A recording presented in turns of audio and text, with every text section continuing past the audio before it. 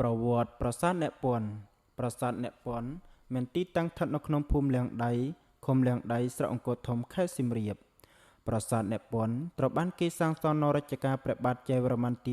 7នៃឆ្នាំ1191ដើម្បីឧទ្ទិសថ្វាយព្រះពុទ្ធសាសនាមហាយានប្រាសាទនេះត្រូវបានគេសាងសង់នៅលើកោះទំហំ350ម៉ែត្របួនជ្រុងដែលមានស្រះសន្សំទឹកបរិសុទ្ធ4ដោយរៀបចំឲ្យមានជាសញ្ញាលេខបូក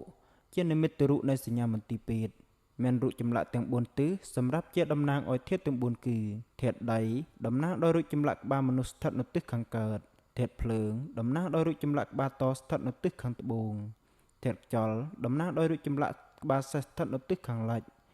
ធាតុទឹកតំណាងដោយរូបចម្លាក់ក្បាលដំរីស្ថិតនៅទិសខាងជើងរូបកាយនៃសត្វលោកផ្សំឡើងដោយធាតុទាំង4គឺធាតុដីធាតុភ្លើងធាតុខ្យល់និងធាតុទឹកហើយសត្វលោកដែលមានជំងឺតែងតែបាត់បង់នូវធាតុនីមួយៗនៃធាតុទាំង4នៅពេលគេពិនិត្យឃើញថាអ្នកជំងឺខ្វះធាតុណាមួយនៃធាតុទាំង4គេតម្រូវឲ្យអ្នកជំងឺនោះទទួលការព្យាបាលស្របតាមធាតុនៃទិសទាំង4គេពិនិត្យឃើញថាមានចម្លាក់សេះថ្មមួយក្បាលដែលមានមនុស្សជាច្រើនអបពុតជុំវិញ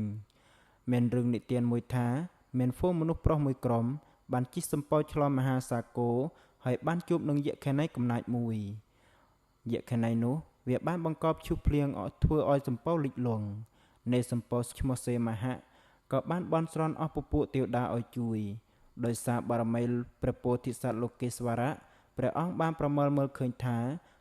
មនុស្សកំពុងជួបភ័យអន្តរាយពេលនោះទ្រង់ក៏បានប្រើឲ្យអាមាត្យមួយអង្គក្លាយជាសេះឈ្មោះបាឡាហៈទៅជួយអ្នកលិចលង់សំពៅនោះអ្នកលិចលង់ទាំងឡាយក៏បានតោងជើងនឹងកន្ទុយហើយសេះនោះក៏បាននាំពួកគេមកដល់ត្រើយបានសុខសាន្តទៅតយើងមកស្គាល់អំពីការកំណែនិងការរកឃើញនៃប្រាសាទអ្នកពាន់ប្រាសាទអ្នកពាន់ត្រូវបានគេស្គាល់តាំងពីចាប់ផ្ដើមការសិក្សាស្រាវជ្រាវស្ថាបត្យកម្មកម្ពុជាមក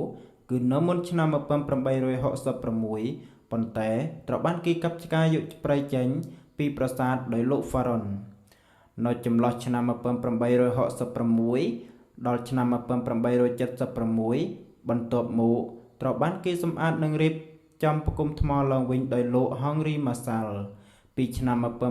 1922ដល់ឆ្នាំ1924និងលោក Mr. Galacy ពីឆ្នាំ1938ដល់ឆ្នាំ1939កាលពីមុនមានដើមជ្រៃធំមួយដើមដុះពោតជុំវិញ5ប្រាសាទកណ្ដាលប៉ុន្តែត្រូវបានចោលបក់វាយបំបាក់បំផ្លាញឲ្យដួលនៅឆ្នាំ1935នៅឆ្នាំ1911លោក Louis de Lasson Guier បាននិយាយថាមានតែរូបសំណាកពីរប៉ុណ្ណោះបានគេប្រទះឃើញនៅទីនោះគឺក្បាលមនុស្សនៅបន្ទប់ទិសខាងកើតនិងក្បាលដំរីនៅបន្ទប់ទិសខាងជើងប៉ុន្តែរូបក្បាលសេះត្រូវបានគេរកឃើញដោយលោក James Mishman នៅខែឧសភាឆ្នាំ1912រីឯក្បាលតត្រូវបានគេរកឃើញនៅឆ្នាំ1922ដោយលោក Henry Marshall ហើយធ្វើកំណែនាំឲ្យលោករកឃើញរូបមួយទៀតគឺព្រះពោធិសត្វលោកេស្វរៈ